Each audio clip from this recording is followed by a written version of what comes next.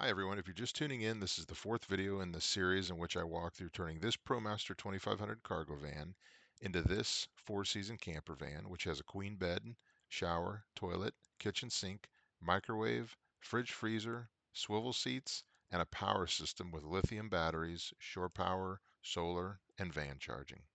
The first three videos walk through installation of the exterior items like solar, roof fan, the air conditioner, and inside with framing, electrical rough-in, spray foam insulation, and ceiling and wall finish. Links are in the description below for those videos. In this video, I'll cover two things, the flooring install and the electrical finish. And the electrical finish has a lot. A 12-volt system, 120-volt outlets, solar, shore power charging, van engine charging, air conditioner, fridge, a heater, USB outlets, water tank, under van pipe heating, and maybe some other things I've forgotten about. So stay tuned. For the flooring, I used a product called Traffic Master Rigid Core Vinyl Plank Flooring from Home Depot. It's waterproof, it has a backing already on it, and it simply snaps into place on top of the subfloor, so no underlayment is needed.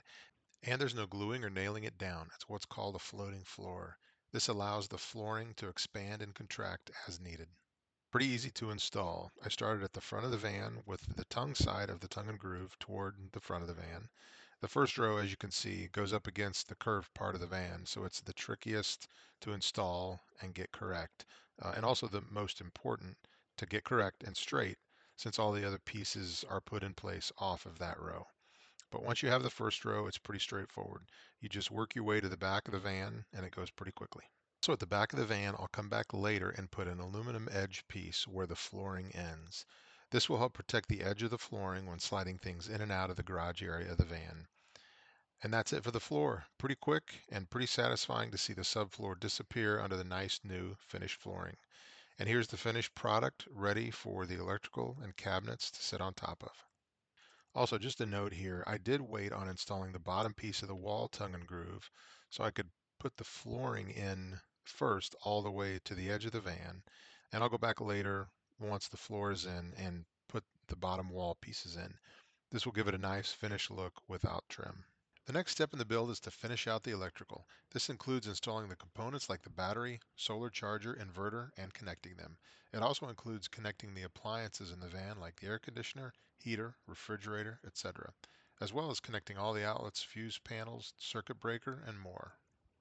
And just as a note, I'm going to stay away from getting deep into some of the details about the system. Things like breaker sizing and wiring sizing I won't cover. This is a pretty involved system, so if you're unsure of some of those things, you want to do research or training outside of this video before trying to put something like this together. So with that said, the first step was to lay out how this would all fit together schematically, which wires needed to go where and to what components. Once I had that set, I could then start putting the pieces in place to determine the physical layout. All the wiring throughout the van came back to one central place, on the driver's side of the van just above the wheel well. So I started by building a box to enclose the wheel well. This allowed me to run some wires inside that box next to the wheel well and also gave me a flat surface to mount some of the components to. I also installed a combo 120 volt, 12 volt breaker fuse box above and behind the wheel well. This is where all the wires ran back to from everything that needed electricity in the van. I wired them up to either the left side, which is 120 volt, or the right side, which is the fused 12 volt side of the box. As you can see from some of these pictures, I tried a few different layouts and positioning of the components before landing on the final layout. I'd say there were a few concepts that guided my decisions on how to physically arrange them. First was physical distance between components. Making large cable runs as short as possible as a general rule is always good. These large cables carry a lot of amperage, so short runs mean less resistance, and that means less energy loss, less heat loss, and ultimately less weight for wiring. The second consideration was component weight and placement in the van. I wanted the heaviest components low and close to the axle. This helps maintain a low center of gravity and is the proper way to place cargo or anything in a van. So you'll see the battery and inverter, which are super heavy, are bolted to the floor. They're not sitting on top of anything, and they're right above the rear axle. And you'll see in a later video, the water tank install fits around the wheel well on the other side of the van. And again, that's keeping the heavy items, the 40 gallons of water, low and close to the axle. It also balances out the heavy items from side to side. Electrical is on the driver's side and water is on the passenger side. The final consideration was that I wanted to keep this very clean and neat looking. With so many components and so much wiring, it could get messy quickly. So I put quite a bit of thought and time into how to make this look organized. So now that everything is in place and connected, I'll run through what everything is and its purpose. First is the inverter and battery stack that's right in front. This is a Renogy inverter charger. It takes power from shore power, solar, and the van alternator when the van is running, and either feeds it to the outlets or charges the battery. The battery is from Battleborn and is the Game Changer 3. It's an internally heated 270 amp hour lithium ion battery. This was pretty expensive, but also comes with a massive 10-year warranty. To securely mount these to each other, I built a frame out of 80/20 extruded aluminum, boxed the battery in as you can see, and then mounted the inverter charger to the top. I screwed the whole unit down to the van floor in a few places, and in one corner bolted it through the van floor and secured it underneath with another piece of 80/20 to ensure it stayed put even in the event of an accident. I attached the other components to the top of the wheel well box as you can see here. They are as follows. First, the MPPT solar charge controller. This is from Renogy and does a couple of things. It's the input for the solar panels, of course, but it's also the input for the van alternator charging. It manages both and feeds the charge to the battery.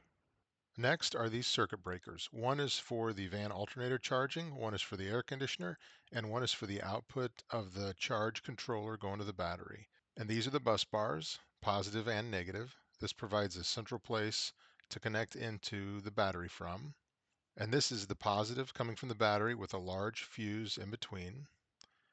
Right here is the negative coming from the battery with a shunt and a communication wire leading off of that to the battery monitor. The battery monitor displays the state of charge and if the battery is charging or discharging. It's mounted on the shower wall next to the bed. And this is the master switch that turns off power coming from the battery to the system. The only thing this doesn't turn off is the solar.